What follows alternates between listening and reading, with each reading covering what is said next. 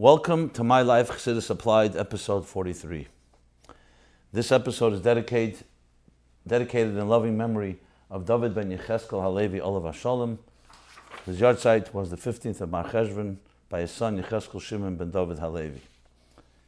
If you'd like to ask a question anonymously, please go to meaningfullife.com/MyLife live.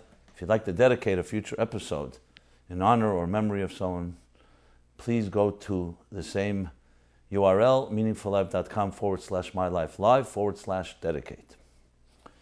Okay, we have a very rich and full episode here for you with many new questions as well as some follow-up. But I'd like to begin with a word from the Rebbe, the week of Pasha Chayesora. Especially in the later years, the Rebbe would use the opportunity in this Farbrengen to speak about the Kinus HaShluchim that so often happened either in Pasha Chayesora or Pasha Teldes. This year it's in Pasha Teldes. But often Chayesora, and said that Chayesora is the first time there's a Shlichus in the Torah mentioned directly, and that's the Shlichus of Eliezer, the Eved Avram, the servant of Avram, who was sent by Abraham as a messenger, as a shliach, to find a shidduch for Yitzchak and Rivka, Isaac and Rebecca. In the last Chayesora Sikha, which would have been Fabreng of Tafshin Nun Beis, that would be 1992, or 1991 I should actually say, because it was still the end of the year, the Rebbe discussed the nigla of this, whether Eliezer was a shatchin or a shliach. And there's a difference in halacha, and Tosfos talks about the difference, whether a shatchin means a matchmaker, or did he have the role of a shliach, a messenger. The difference is that a shatchin is like a broker. He does it for parnasa. He may have other agendas. A shliach has to be an independent individual, but his dedication is completely to the mishaleach. And the Rebbe beautifully explained the difference between the two. That's really the level of bittul that the individual has. Is he just a broker, or is he someone that's completely dedicated to what the messenger wants to achieve? And of course he spoke about the two options that everyone has, with the goal being to be a shliach and not just a shatch. Well, in truth, as the Rebbe points out in many of the sikhs, every one of us is a shliach. First of all, God's shliach to this earth, to make a dira b'tachtenim, to transform this material world, this corner of our personal corner of the material world, into a divine home. And then within that itself, we are shluchim of the Rebbe and the Siderenu of every generation. And then in that itself, there are those that have dedicated their entire lives, as the Rebbe says it so often, that both their parnasa begashmis and parnasa beruchnis is primarily through their shlichus. So in the way we serve Hashem, it can be in a way where we do our job, but we also have our own agenda.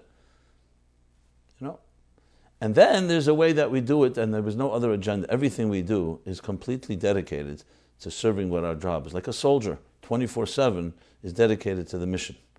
Frierdiker Rebbe says in Sikh and Tafshin that there are armies where the soldiers think they're generals. We need an army where the generals know that they're soldiers. And a soldier means that you're always on call, and you're dedicated. The Rebbe in Shavuos Tafshin Mem, he spoke about the two girsois at the end of Masechta Kedushin, which says, Ani, he speaks about all the purpose of all the creations and the animals and so on, they're all created to serve man. V'ani nivresi l'shamish eskeni.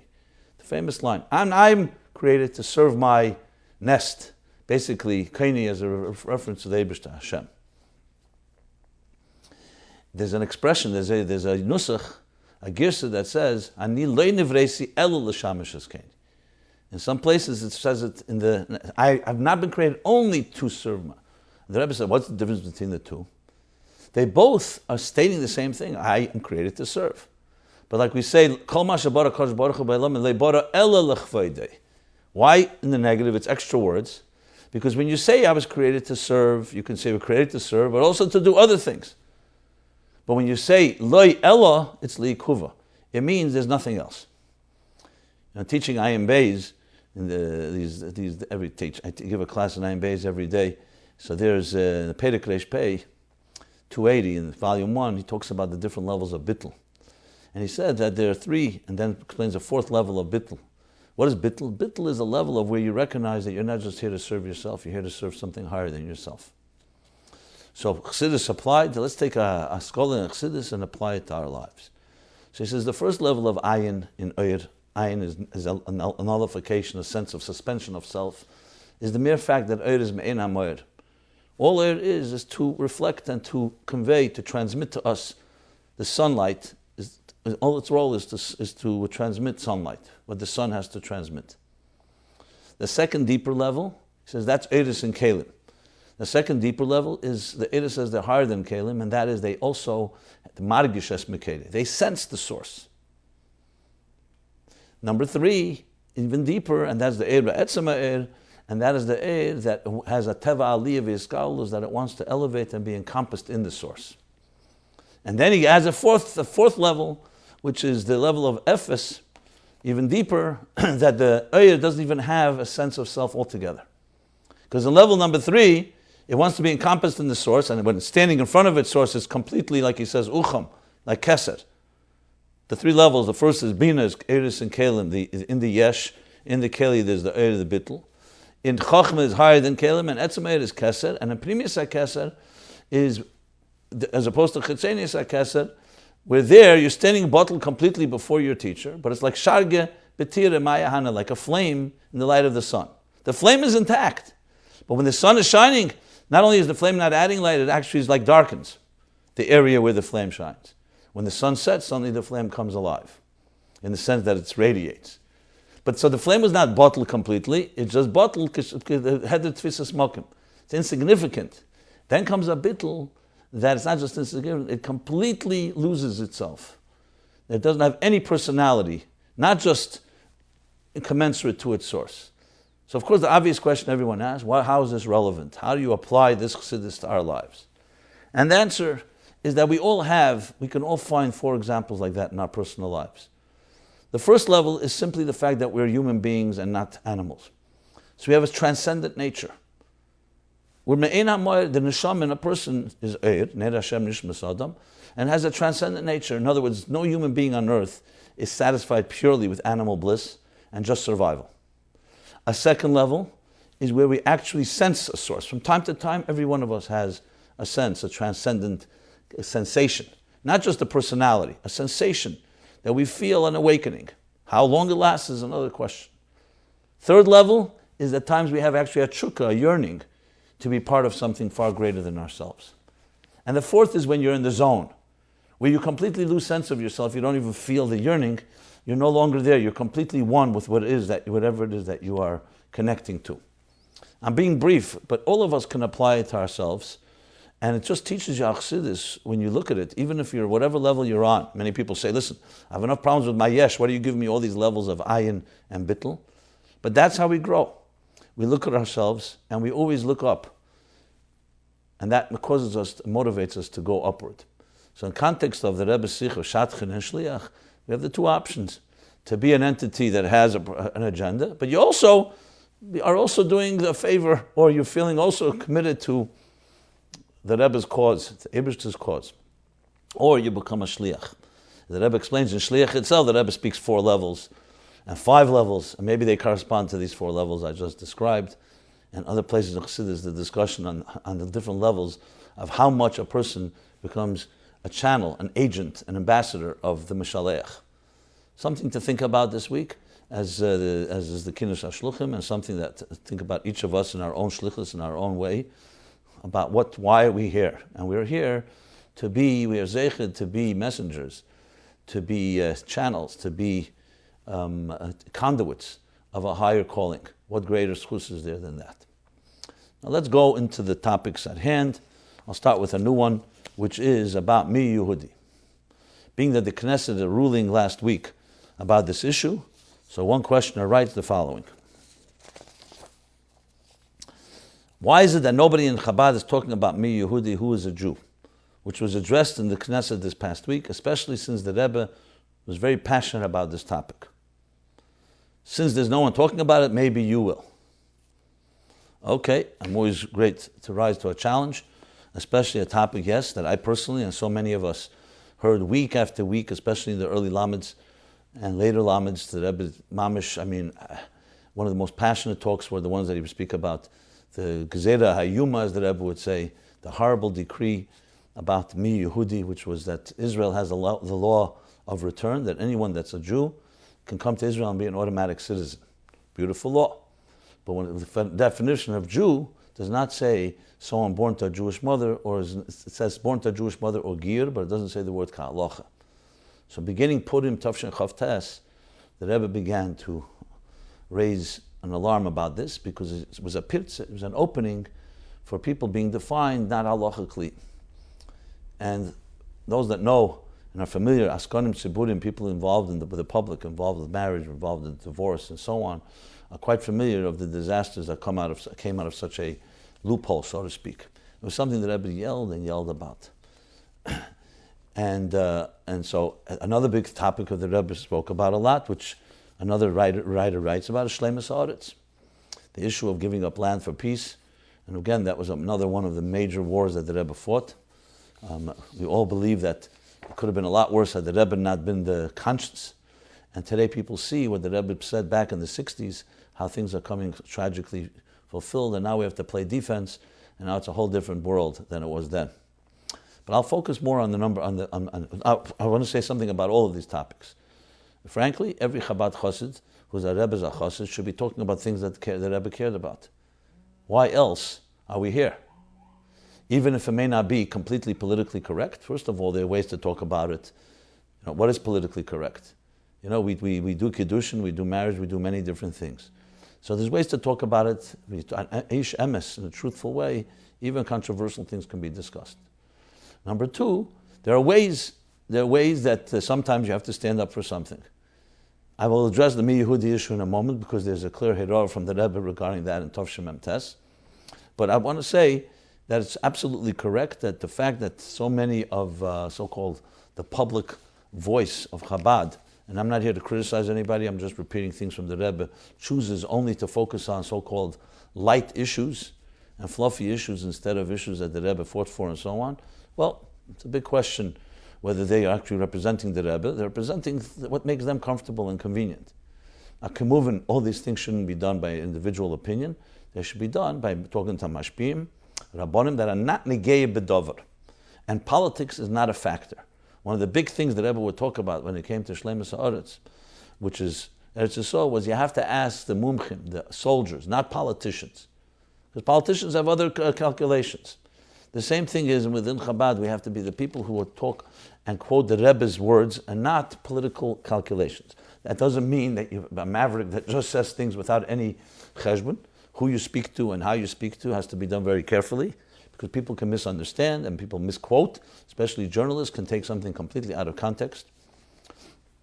And so that's an obvious statement. But at the same time, if it's due to our own resistance or hesitance, because of our own fears, we have a Greiser Rebbe and he was not afraid, so we also don't have to be afraid. I want to qualify this, that this shouldn't be used by anybody to go point fingers why this one's not doing that. That's definitely not the kavanah. My goal here is not to make machlekes. My goal here is not in any way to do something negative. It's to say that each of us have to look at ourselves. No one appointed me or you to go out there and become the witch hunters or the lynch mobs to say, why aren't you doing your job, and so on. Everyone has to do their Shlichus and look at yourself. So my goal is to look at ourselves, not to go ahead and use these words and say, let's look at this one, let's look at that one. So I wanted to make that very, very clear. With that being said, Chav Dalet Tevis Tov Shem Tes, and you could hear it on tape, the Rebbe spoke on almost an entire sikh about this issue. He didn't specifically spell it all out in detail, but he made it very clear that there are sometimes good things that have to be done, but it's not your shlichus. And he spoke about the shluchim. Your shlichus, and sometimes it's a bilbil, someone comes and tells you and tries to pull you into something that may be something good, and he's clearly referring to the issues of Mi Yehudi and Eretz Yisrael, but it's not your shlichus. Your shlichus is to make a direh b'tachtenim and engage. He talks the whole thing about tzedakah, that people who give tzedakah should not be saying where that tzedakah should be spent, because that creates all kinds of distortions. You could all hear the sikha on your own. Following that sikha, a newspaperman tried to make a whole fuss that the Rebbe is retracting his position on Mi Yehudi. Now, God forbid, Mi Yehudi is a halachic question. No way the Rebbe is changing his position on the matter. The question is, who should be the ones leading the march. Who should be involved, who should be helping, and who shouldn't. That's the discussion here. What is emes is emes. And the Rebbe then wrote a zettel to clarify, basically consistently just repeating what he said in the psyche, but it's in writing. And I just want to read it to you very quickly. Where the Rebbe wrote a whole bunch of details, and he wrote, B'inyonim l'shak v'tarya, in other words, kvar nitfus, zeu ma shamarti shelo lehi konis l'shak v'tarya. The Rebbe said, my main role is that to not enter into a debate and argument with people about this. Shekavonis hatzad hasheni, the intention of the second side, is rak laharbes eish de machlekes, is only to intensify the fire of confrontation, of battle, v'chulu. Upshita b'negei la'shluchim sheyichya, and certainly b'negei the shluchim, or simply, or pshita, definitely concerning the shluchim, shezo hepach eifon shlichusa. This is the opposite of their eifon of a shlichus. Their whole shlichus is darkeneim and to bring Yiddishkeit to Yid, not to get into battles and wars. So if somebody wants to schlep them into a battle, it's not their shlichus. Number 3, these are points 1 and 2 so far. If the second side comes, and they're saying, I'm not interested in machlek, I'm just here to come to clarify the truth. You send them the footnotes, the sources, the citations in Shulchan Aruch, and similar. So if they want to know the truth, obviously you show them what the Torah says. Number 4. I already said, v'nitfus, and it's been printed. It come down to action, it's not negei. So it's talking about something in Israel that's already 40 years hanoga in Israel. In other words, 40 years this has already been happening. This apparently the Rebbe is saying that Lamaisa, most of you can't do anything directly about it. Number 5. But there are those that want to bring it into further machlekes. Number 6. So someone who participates in this debate is helping them in the machlekes. Number 7. Poshet kol hanal. Everything above is obvious. Number 8, the Rebbe says, and seemingly it's high time, Shaskone Chabad, that the Skone Chabad, the people who are Chabad activists, should communicate with each other, and there's no need for me to schlep me and mix me into it. 9, V'dochuf, and this is important. This answer has already been publicized in various places, but I felt I should read it. Now, there's no doubt that Rebbe would not change his position. The question is, in the year Tov Shem Mem Tes, who could be active, who could not be active in it? So I'm not going to go now into exactly explaining the Rebbe. The Rebbe said both things. There was a time where the Rebbe said we should talk about every wedding, and I don't know if that changed. Should still bring it up. But to get into a shakavetaria, especially with people who are looking to make machlekes, is definitely not the purpose. The suggestion that the Rebbe would say we're not going to talk about it because it's affecting fundraising is ridiculous and ridiculous. The Rebbe Aish Emes, Amesh Rabbeinu, not shaykh such a thing. However, that's still, as he says in that sikh in Chavdal Tevis, you have to know what your shlichus is. And he number of times emphasizes that our shlichus, most shluchim are outside of Eretz Yisrael, even those in Eretz Yisrael, don't have a direct connection to this. And this is not their shlichus. That's the main emphasis. Their shlichus is to spread Torah and mitzvahs, and he speaks to Chavdal Tevis, Tanya, Torah, Chassidus, Dira Lases, Le Dira B'Tachtein. So, my answer is, yes, we should be talking about these matters in the right way. We have to know who should talk, and what purpose and what way. Definitely not in a form of machlekes, and definitely not out of fear or any type of hesitance because of that. But the Rebbe's Heirah is also clear that shluchim should not get involved in this. What the definition of shluchim is, there he seems to apply all shluchim that are direct shluchim. Their whole job is the Rebbe's shluchim. But you can all look at the sikhs yourself, and I think enough said on this topic. Let's move on. The next question, completely in a different vein, the issue of unhealthy relationship with food. So let me read a few questions. Number 1, I grew up in a family that is very concerned about looks. Every time I've ever gained a few extra pounds, someone in my family has made a comment about it. I feel uncomfortable in my own skin because I'm a bit heavier than before. I'm so envious of people that are overweight yet seem to be totally comfortable with themselves. How can I be comfortable with myself while being a few extra pounds heavier? Question number 2. I have a friend who I believe is suffering from anorexia. She used to be a little overweight, and now she looks very thin and gaunt. She's obsessed with food, always commenting on how other people eat, what ingredients are, and meanwhile she abstains from eating anything. While I know practicing iskafia with sweets is something noteworthy, I'm very worried about her health and her relationship with food. What can I do? Question number 3. Rabbi Jacobson, please help. I find myself becoming more and more obsessed with my weight and body. There's so much pressure in our community to be skinny and thin. I don't want to spend so much time looking in the mirror and feeling down about my body. I know this is an unhealthy habit, but what can I do? This reflects a whole bunch of questions that we've decided to address, which overall is that the image, self-image that is so worshipped in the secular world has definitely seeped into even our insulated communities and affects how we look at ourselves and what we expect of ourselves. And of course, parental attitudes have much to say, because how our parents look at us and respect us, no matter what we're going through, has a lot on our own effect on our own self-esteem. So where do we begin? Let me begin, number 1, with I'll start with a story that happened with myself. Around Tov Mem Ches it would be 1988. So there was someone I was familiar with, a popular musician in this country, who had a daughter who was suffering from bulimia. And I was asked to ask the Rebbe about it. The Rebbe's response to me was that it's usually connected to anxiety, and especially anxiety in the family.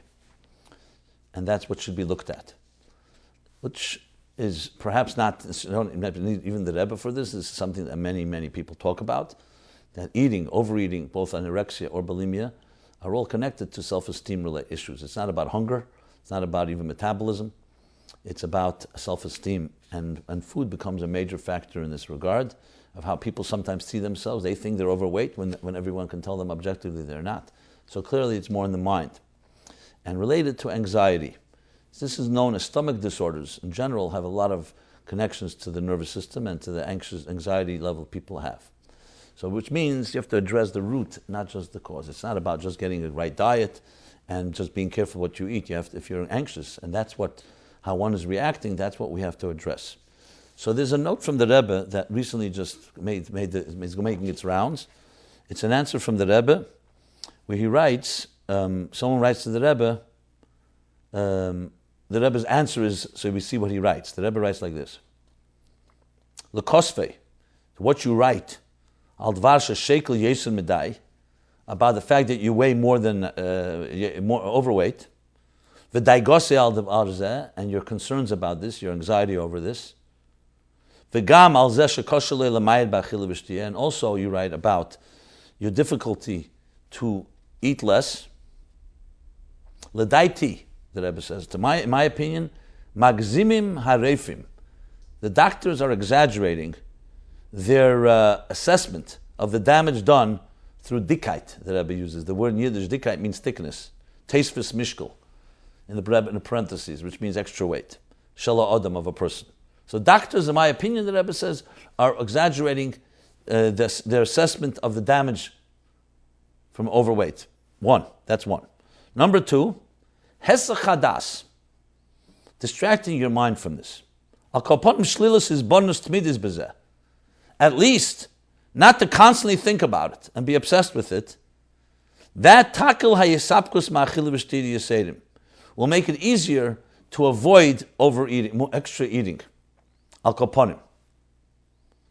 Techazik menuchas hanefesh, and will strengthen your peace of mind, or your peace of spirit, you could say.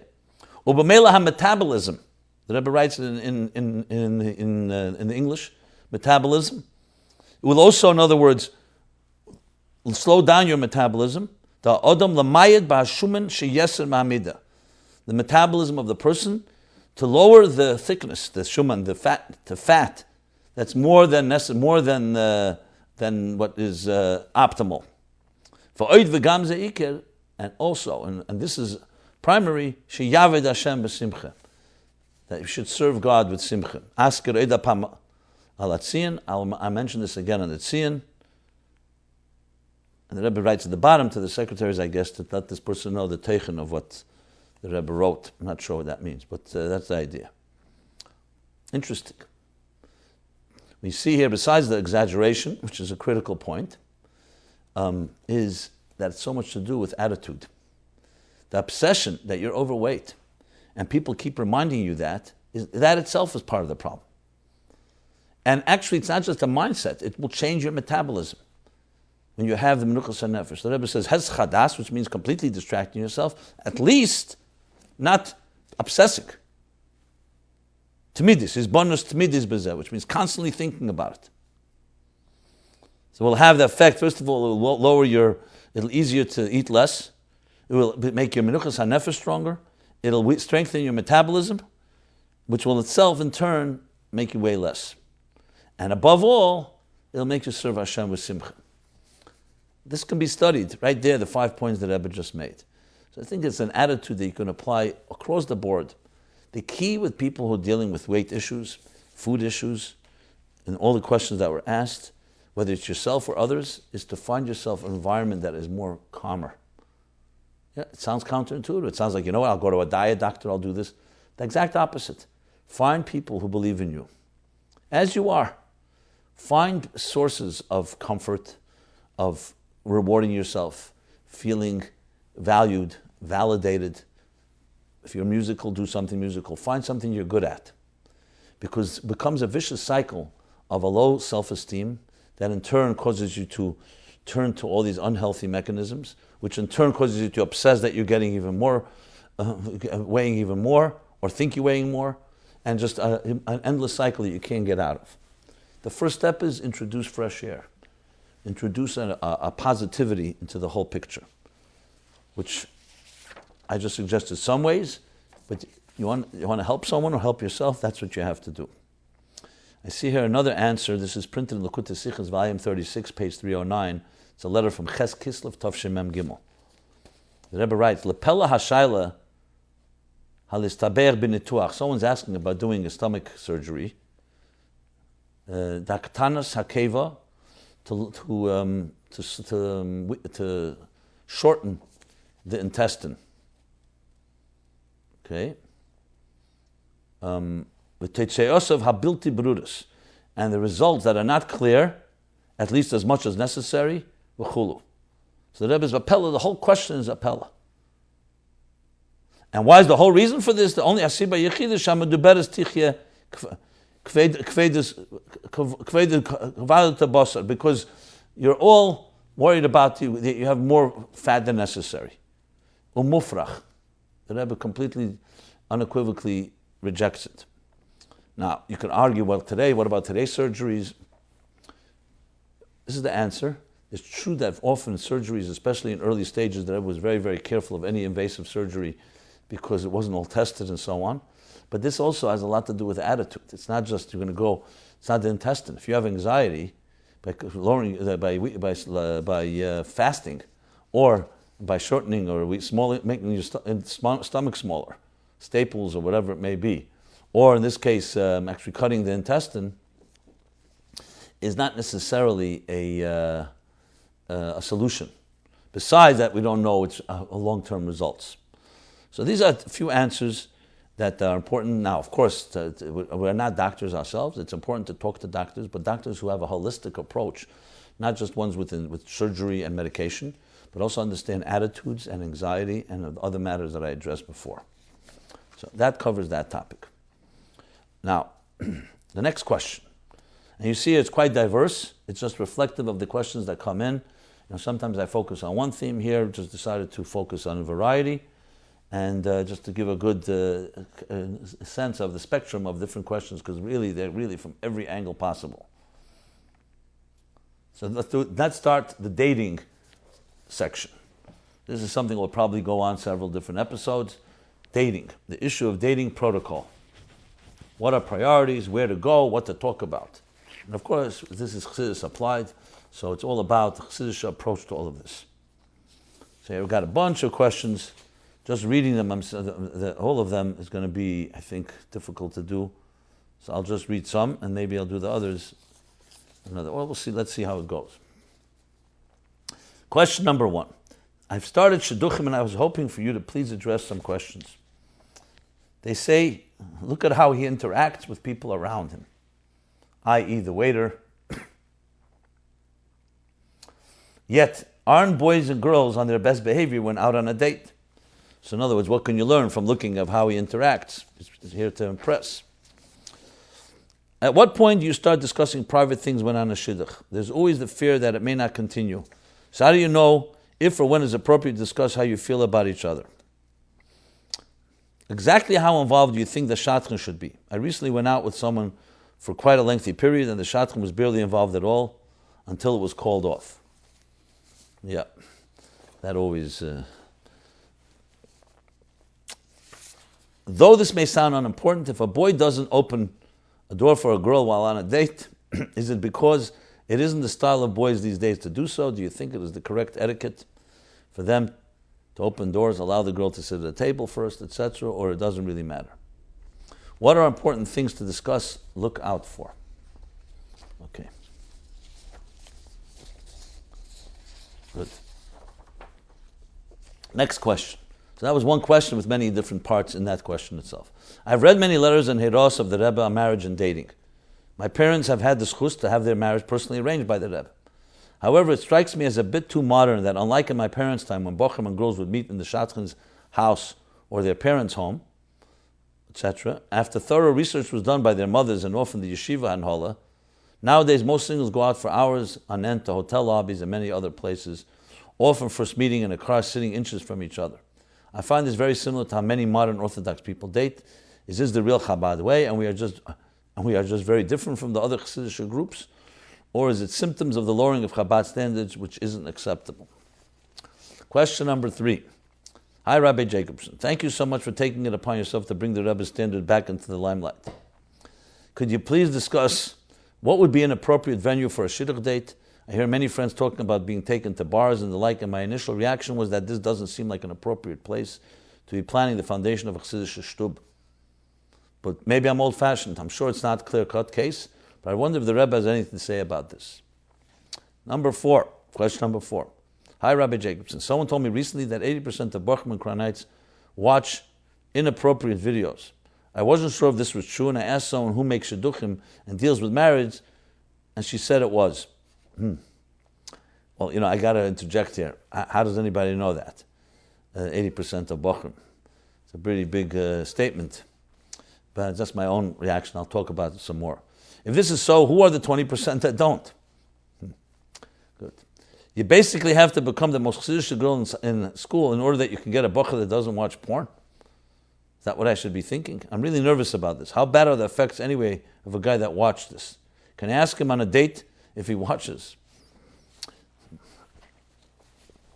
How can a young man and woman see if they have chemistry? It's a new question. Question number 5. How can a young man and woman see if they have chemistry in a sensitive and appropriate way? Or how will I know that I've met my bashet and will feel it? Many people have said when it's the right one, you will just know. In Mitzvah Shem, I'm hoping they're right, but after years of dating, I don't know if I can believe that. I look at the prospective boy intellectually and also check my feelings, which, if they are there, it's very fake and chitzenius anyway. I know it hasn't felt right yet, but because I haven't met my husband. I've read numerous letters of the Rebbe directing people to their hearts, so I know I have to listen to my heart. Anything beyond that. Question 6. I see I'm reading already. Yeah, another one. At what point in dating is it appropriate to discuss background information such as medical history, mental illness, abuse, and other private and sensitive matters, including sometimes the dubious past of one of the individuals? I know this information is important, but why share it if it's early on and the relationship may not go anywhere? Okay. This again is a selection. You can imagine there's many more, and we all understand the importance of this topic because this is how lives begin. A place where marriage, binyan ad yad, ayusei di'atera v'amitzvahs, k'fi she'omor b'moyer she'b'teira zui pnimis atera, the Rebbe's words in every letter to Chos and Kal, which, frankly, is the answer to all these questions. I know we like to say this about more secular people, where God forbid somebody has to deal with an intermarriage, and you tell parents, you come 20 years late. Well, all of this I want to say to us all. I will address the issues short term, which means you're now in the dating scene. What do you do? But you can imagine all these questions are a result of what type of home and standards and environment someone grew up in. Growing up in a healthy Chassidic home, you'll have foundations in place. You'll know the priorities that are right. We live in a complex time, so that's why we need a show like this and others that hopefully can help clarify matters, especially when there's confusion. Many of our homes were not necessarily consistent, not necessarily the proper standards. And this is, again, not a critique. I'm not pointing fingers. It's about looking at ourselves and what we can do better to build better homes. Because remember, also those that are dating now, you will soon be building your own home. And your children will have one day these questions. And what you do today is going to impact how their attitude is. So the long term is, what are the true priorities of marriage, of relationships, of shidduchim, and so on? If ever we need Chassidus, and Chassidus Applied, it's for this topic. Because this is nefashos. We're not just talking now about a matter, a person is dealing a private little matter, if there's such a thing between him and God, or her and God, or between one person and another. Here you're talking about building a family. You're talking about children, generations.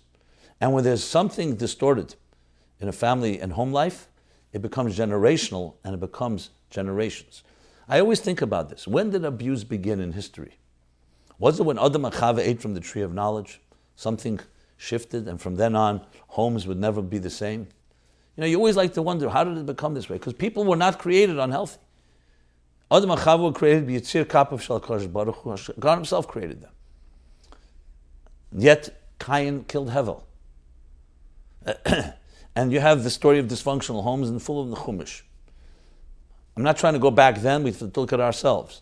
But the fact of the matter is, we were sent here by God, pure souls in pure bodies. Hevel Shem Bechad, that's how we're born. A breath that has no sin. So anything that happens to a child is going to be happening through others, not through themselves. Because when they're born, this is God's gift, freshly fallen snow, untouched, unjaded, uncontaminated, unpolluted. On a shamish and a sata bitaheri in the true sense of the word. What happens next is what happens in the home, the parents, then the schools, then the friends, then the environment, then the social, then the society. You want to do something with your life, you have to trace those steps. We talked about this, I believe, in other episodes. The three forces that impact each of us. Your natural subjectivity, the social environment, and your parental attitudes and influences. This is what shapes people, and this is how they will go ahead and start looking for their own shidduch, meaning what they will look for. So let's define what Torah Chassidic approach is to what you're looking for. What are you looking for in the other person? You're looking for a partner in life to build a dira b'tachtenim in this world. If you don't have that priority in place, you're going to have other priorities which are not necessarily the kavanah.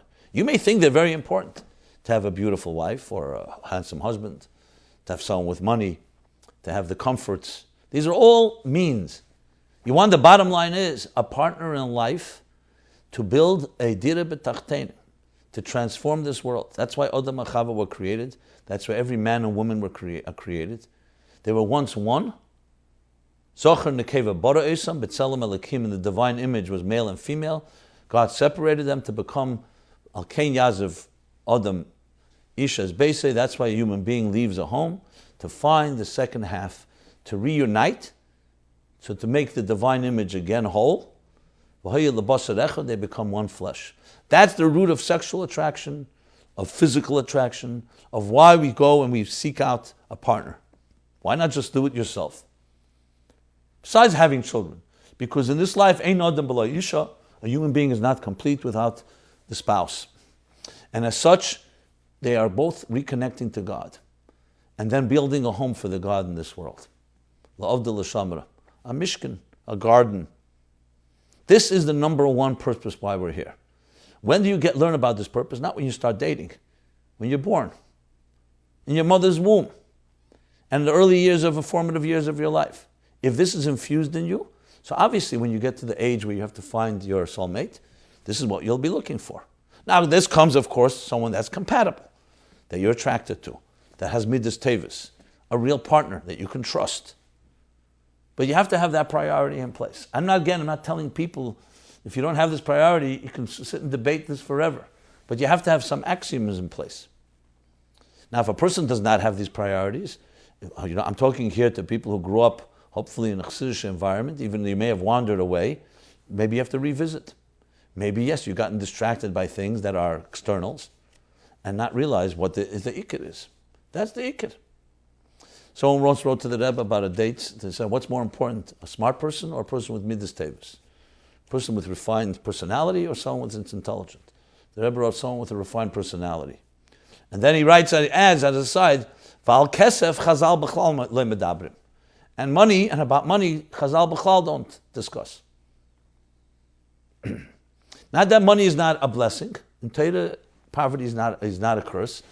Poverty is not a blessing, and Chassidus is a blessing. But if you worship it and you think this is the ikar of a marriage, it's ridiculous. Some people will reject. They'll say, I'm naive. You understand, when you have money, you can do everything as people that are wealthy and so on. It's a great blessing. I wish everyone this blessing. But there are many people who have that and they don't have everything else in place. I'd like to know what kind of marriage that's going to be like. So in answering to all these questions, I think it's important to put the foundations in place. Now, here comes the question. Do you have these foundations in place or don't you? I would ask you, if I was sitting with any of you asking these questions, I'd ask you, tell me in your own words, what are the three most important foundational elements that you think is in a shidduch? Based on your answer, we can then have a discussion. If you say the things that seem to be consistent with the Rebbe says, as he writes in his letter, what I said before, to build a binyan ad deyad, al yesei da'atera v'amitzvus k'fi shumur b'moresha b'teira zui primis atera, then the question is, how do you go find someone that has a compatible attitude? And I'm not saying it's easy. Kosher zivogin k'kriyas yamsuf. It's still difficult, even when you have your priorities in place. The Chazal doesn't say difficult only for those that don't have priorities in place. But like the Rebbe once told someone by Yechezkal, he said, he needs a bracha for the Kriyas Yamsuf. So the Rebbe says, Ki Kriyas Yamsuf. It's only like Kriyas Yamsuf. It's not. So that's number one. So therefore you need to speak to Mashpia, to Rav, to someone that you can talk to and trust, and see, are your priorities in place? What's wrong with them? Are you looking for the right things? So that's my general approach. That everything else follows from there. So then to discuss in detail, is it important to look at a person, how they behave on the date? Yes, of course, every little thing matters. But you're looking for the most important thing is what's their foundations. If your foundation is in place, that's what you're going to look for in the other person. If they're not in place, then what are you looking for? For externals? So maybe you have to ask yourself, what is it that you really want? What is the most important thing for you? Then you see it in the other person, and by any chance, their etiquette may not be perfect. Listen, etiquette is very important to be a mensch, but it may not be the only thing. If they don't have the foundations in place and they have the etiquette, that's a far bigger problem than someone has the etiquette and doesn't have the foundations. You ask about what should be discussed. What should be discussed are these foundational elements. Obviously, you want to have someone that you can have fun with, that's pleasant, easygoing, that you can trust. But that's part of the partnership. That's someone that simply you can be a partner with, that you can trust. Now many people ask, how do I know what's going to happen in the future of my life? You don't. But God bless us with enough knowledge to see, is this person a partner for me? That no matter what happens, I feel trusting that I have a partner in my life, that I can resolve any issue that will come up. These are the things you're looking for. Communication, the compatibility on that level, sensitivity. Can the person is locked in their own opinion and do they ever have room for another opinion? Not like the guy that goes on a date and speaks about himself for 3 hours and then turns to the girl and says, okay, enough about me. Now what do you think about me? So the narcissist, 2 stages. First he talks about himself, then he wants everyone else to talk about him. So discovering that type of personality. And again, I also mentioned the light things. It's not all about intense. The first question, are you ready to make a dira b'tachtenim? It's an attitude. What's the priority? When push comes to shove, what will the person fight for? What won't they fight for? Unfortunately, we have a lot of superficial and distorted elements in this. The same thing is regarding the question that here said, how long should you date? There's no rule. You mentioned about other Chassidic kreisen. We don't have a rule that you go into a room, you meet someone, and then 2 times and decide. Why? Because it's a human relationship here. You need a little more time, fine. If you're taking too long for the wrong reasons, so just be able to talk to Mashpia about this. But you do things in a normal way. You're trying to find out whether this is a partner in life. Unfortunately, many of us are jaded and distorted with preconceived views of what we're looking for in the other.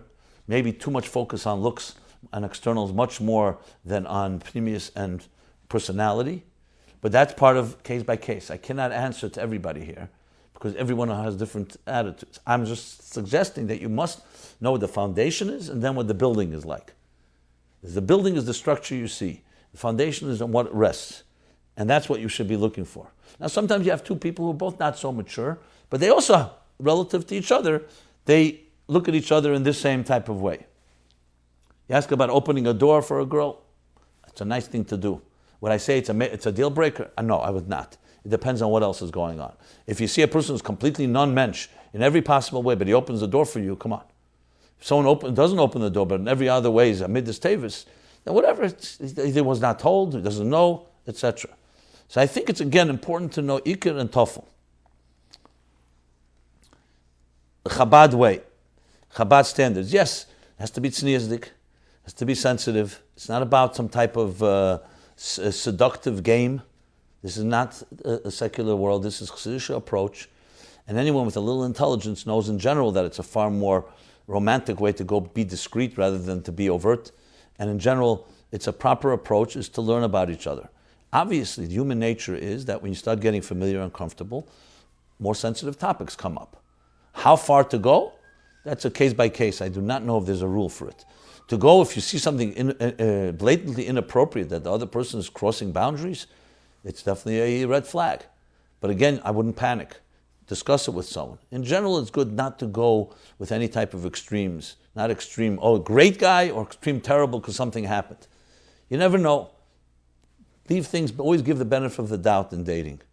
Unless there's something becomes so obvious and clear and everyone around you tells you.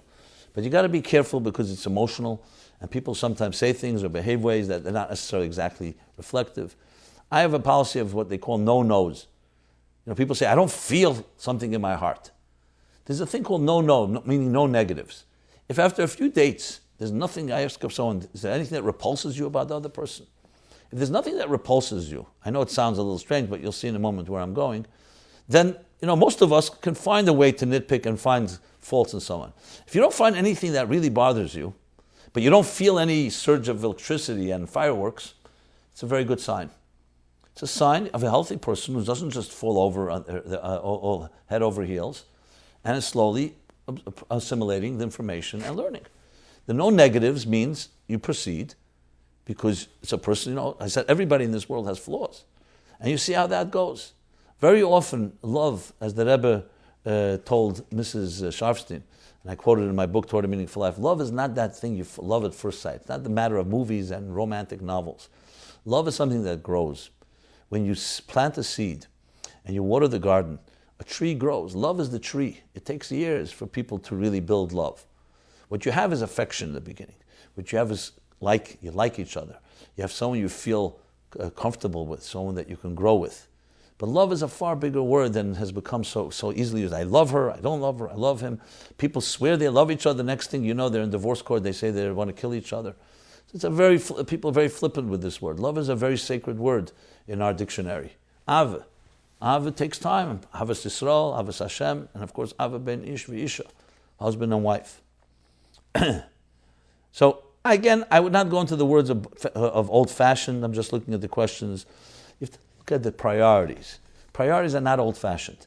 The priorities I described are not old-fashioned. That's the Seder's that are important today as they were 100 years ago, 500 years ago. It may be different. We're exposed today. Now, this thing with the 80%, as I commented, I think is ridiculous that anyone could even speculate that there's a problem. I'm sure there's a problem. We've talked about it. And that's not a reason not to date someone. It depends whether that problem is in control or not in control. If someone's an addict to anything, it's not good, whether it's drugs, sex, porn, or alcohol, or other things that they're addicted to. That's not healthy. So obviously that's an issue to be looked at if that's part of the issue. That someone may have had a hirur or a thought and did something, even if it's not perfect, It all comes down to how it affects the entire person, whether their foundations are in place, whether this has now distorted them to the point that what they're looking for in marriage is very distorted sexually and in other ways. And finally, the question about seeing the chemistry. One more question after that. Seeing the chemistry, well, this is the way God created us, as I said. You don't see everything. You can be married 30, 40 years and still not see everything. But you have a sense. You have a sense it's someone that you can trust. You have a sense it's someone that should be a crisis, God forbid, or good things. You know how to resolve something. Should you have an argument, there's a way of communicating. These are the things you have to look for. And yes, sometimes you cannot see. You want to see if someone has rage, if someone has certain personality features that are very difficult to deal with. And you won't see that on the first date and not on the second date. But later you can start seeing when people let their guard down, if you suspect something. Again, not to be like a witch hunt and not to go extremes. You can discover things. At what point is it appropriate to discuss background information? This is a debate among several. Obviously, if you tell somebody that someone has a real mental illness, most likely there won't be any dating. Should that be said at the outset? Well, let's make one rule clear. If it affects the other person at some point, you must talk about it. If it's something that happened to you when you were 10 years old or 15 or 20 years old and does not have any effect, objectively, professionals say, on the relationship or on the future, husbands and wives can know each other and love each other for years and walk down the street and the husband sees something that's inappropriate. He has to share with his wife every thought. As long as he's under control. No, I don't think that's necessary. So what date do you say it? You have to definitely say it before two people, so-called, are ready to commit. Because then it's unfair. Gnevas das of the person, other person is completely committed to you, and then you suddenly drop on them, by the way, happen to be bipolar or diabetic or something of that nature. There comes a point where you have to say it, and it's uncomfortable because you run the risk. But this needs advice of a professional or someone that really cares, a yedid maven, a mumche, and you shouldn't just do it on your own if there's such a situation, whether it's medical, a mental illness, medical history, abuse, private sensitive matters that are very sensitive. This has to be done very carefully, the right time. And I would not venture to go ahead and say one blanket statement. It has to be said. You have to know when. And that needs to be discussed with someone that you trust, who has common sense, at the same time is responsible to both parties, because it's not just about you. It's about the other party also. You have to be fair. And would you like, if the other party suddenly dropped on you some type of heavy news, once you're already very much engaged and involved? So it's a very sensitive matter, and there is direction in this regard. So more will be discussed, I'm sure, about this topic. Please feel free to write about it, meaningfullife.com/MyLife live. And I want to go on to the next discussion. And that is a continuation. Well, plenty of letters came in about Ohel, Igros, and so on. So let's dive in with that. And I see some topics are definitely not going to be addressed simply because of time. But let me go into that. Okay, what do we have now?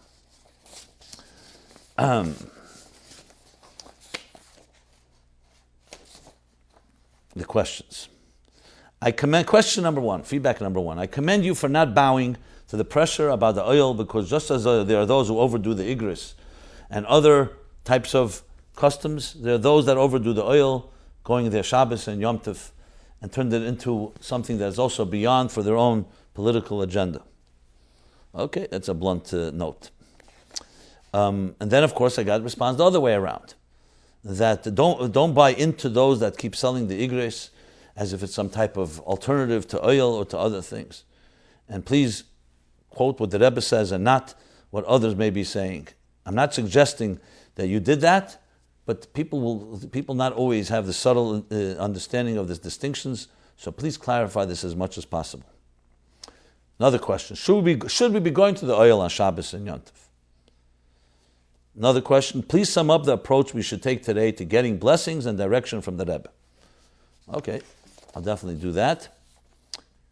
Do we now receive the Rebbe's advice from a different channel than his blessings?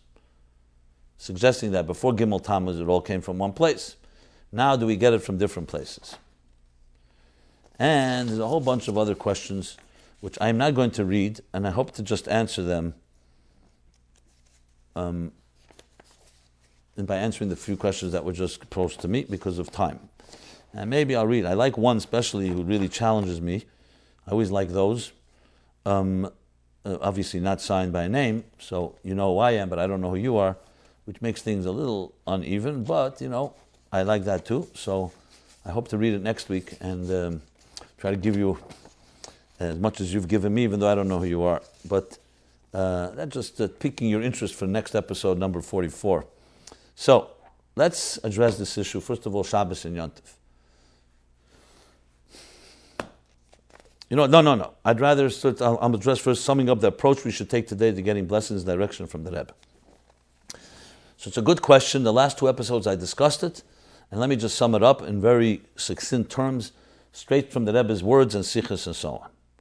So you all know, and I've mentioned a number of times, the Rebbe, of course, as a Rebbe, Bavonen's everything. He dealt with and addressed and anticipated every given situation. As he said about the Frierdiker Rebbe, that everything you want, you can find in the Rebbe's words. So everything I'm going to say now is straight from the Rebbe.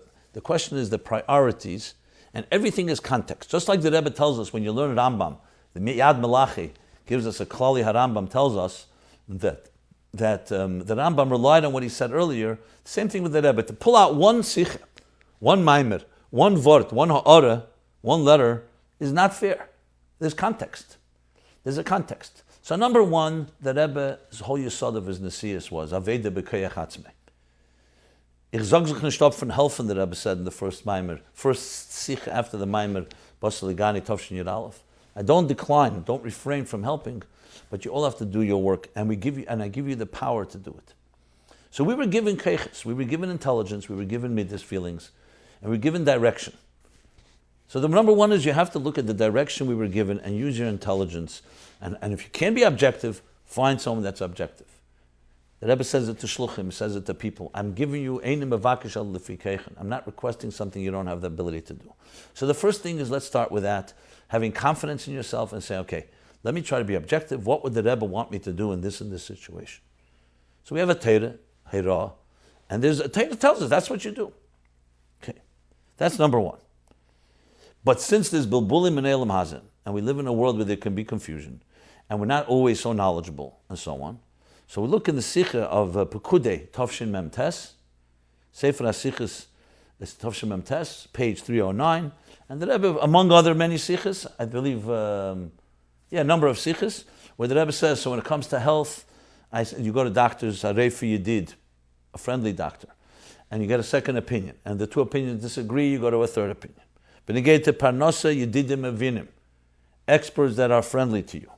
Benegate Avedas Hashem and Teira Mitzvahs, a Rav and a Mashpia, like the Rebbe said in the famous Mitzvah Shabbos Tru Masicha, Benachsha B'Chashbeinu Shalelam, the Rabbonim in each Kehila, or your personal Rav and Mashpia. Now, then you still have doubts. So there are as mentioned, the Rebbe mentions a number of places, and I'll refer to a few of them, where the Rebbe mentions the minig that some people had. The Rebbe mentioned it the first time. Let me just see what I have here. The Rebbe has Pashat Tzav Tovshin Chavtes about looking at pasuk in Chumash. I'm giving you the sources this time. Last time I didn't give some money. There's a Sikha Noyach Tovshin Memtes. That's not Muge. And Bamidbar Tovshin Memtes, where the Rebbe speaks about the custom of looking into a sefer and finding almost like a girdle, seeing the simon there. But that's definitely not the number one approach. That comes after other things I've said. And even that, looking in the Igros, or I shouldn't mention Igros, the Igros was not mentioned even, the Rebbe never mentioned Igros, but looking at the sefer is also, the Rebbe says in Bamidbar Tovshin Memtes, if you look closely, you see the Rebbe says there, Lahoya shemetzad geidla zehirish shetzarich liz b'sifrei kedesh ulei kedai limonea lehimna milishtamesh b'sifrei kedesh upshita lei shalei b'shvir birer b'inyan echel. The Rebbe says ulei, because of the zehirus of sifrei kedesh, you shouldn't use a holy book, especially and obviously for something that's in the matters of mundane matters. V'yasa geidl b'sharifan, you should do the geidl in some other way. Okay, there are those that say that may not apply to Igros Kedesh, because the Igros, the Rebbe answered all kinds of questions, Kedesh and Chel. Fine. But the point of the matter is, as I said, it's not about being obsessive. This is an approach. Now, you could say, going to the Ohel, which is, of course, a thing that the Rebbe went to the Ohel is a place. You cannot get an eitzah from the Ohel, but you get a bracha. So it is possible to say that brachas and keichus from the Rebbe you can get riding a pan there, like you're going to the Rebbe. And the eitzahs are from the approaches that the Rebbe mentioned, that I mentioned so far. Above all, let us remember, and if you have iskashas, as the Rebbe writes in a letter in Tovshin Yud Aleph, the letter is, I believe, in Igros volume 3, page 266. And if you have the connection to the Rebbe will find a way to answer. There he actually mentions to write to the Ohel. But the Ohel is a whole other discussion, and because time is limited, I cannot really go into it. I was going to discuss it with Shabbos and the Tzedler from the Rebbe, some very fascinating things that I'm sure some of us are not aware of. I was not aware of all the details, but I'll have to save that for the next episode simply because of time limitations. But I'll leave you suspended with suspense for a week until we address it in next week's episode. The main thing is to remember, and as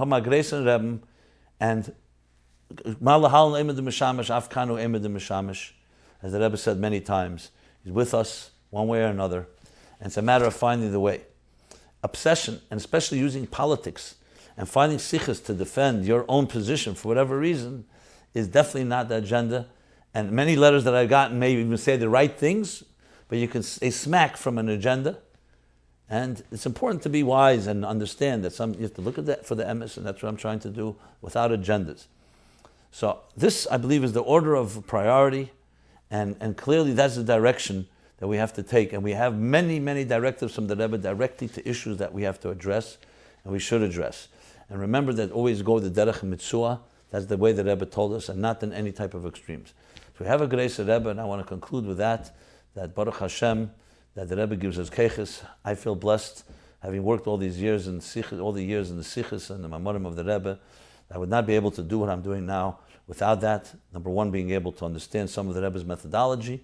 Number two, trying to align ourselves to that. And number three, to be able to look up the sources and push it, ground it, and situations where there's doubt, to bring everything together and leave it for people to take everything and then determine it, especially case by case. As I mentioned many times, the Rebbe very often in Shlichus, as he edited them, made it very clear that he did not want always to be kaveh mismeidus, meaning to black and white. Not there was a gray area. Many times the Rebbe edited something and made it grayer than it was when it was written, or even said, because there's different nuances. It says Baruch Chacham Harozim, the Gemara says. Who is a Baruch? When do you make the bracha Baruch Chacham Harozim? The Gemara in Bracha says, which means the blessing of the Chacham Harozim, the wise one of the secrets. So it says Harei Uchlasa. What's Uchlasa? When you see 600,000 people. Says Rashi, why? Because someone who sees 600,000 people, Moshe Rabbeinu, which means someone not just sees them physically, you walk in the streets of Manhattan, but senses the distinction of 600,000 people and respects and understands and values each one. That's a Chacham Harozim. Most of us understand or relate to someone that's like ourselves, so maybe another type of person, 2-3 types of personalities. A Rebbe sees the nuances each one of us has and applies the Divrei Torah and Chassidus to our given situation, which is why it's very difficult to just say one size fits all. We take the yahrtzeit, we take the foundations, but then you apply it to each given situation, each given person. So the Rebbe should continue giving us the brachas, the Rebbe should continue giving us the brachas to take Chassidus, apply it to our lives. The greatest treasure given to us, mamash from the Keser Melech, to help us find a healthier way of living. And so this has been Chassidus Applied, episode 43. Again, dedicated. To find the dedication. Oh boy. Dedicated in loving memory of Dovid ben Yechezkal HaLevi, Olav Shalom yahrtzeit, 15th Mar Cheshvan, by his son Yechezkal Shimon ben Dovid HaLevi. Your questions, please submit to meaningfullife.com/MyLife Live and /dedicate to dedicate that episode. Until next Sunday, this has been MyLife Live, and next Sunday, 8 to 9, will be episode 44. Thank you very much.